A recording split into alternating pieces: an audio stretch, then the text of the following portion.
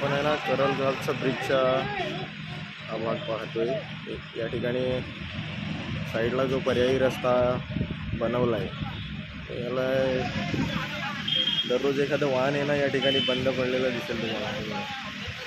आणि इथून तुम्ही पुढे बघाल तर ट्रेन नाक्यापर्यंत पूर्ण लाईन आहे आणि या ठिकाणी करलगावच्याही पुढे लाईन आहे। काही लोक आपण तिकडे ब्रिजवरून लोकांना जाताना दिसतात डायरेक्ट गाडी घेऊन काहीतरी उद्योग करून, त्यांच्यासाठी पण अनसेफ आहे ते, पण काय करणार बघा तुम्ही, आपण बघू शकता या ठिकाणी कुठल्याही पद्धतीचं कंट्रोलिंग नाही आहे। त्याच्यामुळं हा त्रास लोकांना सहन करावा लागतो रोजचा।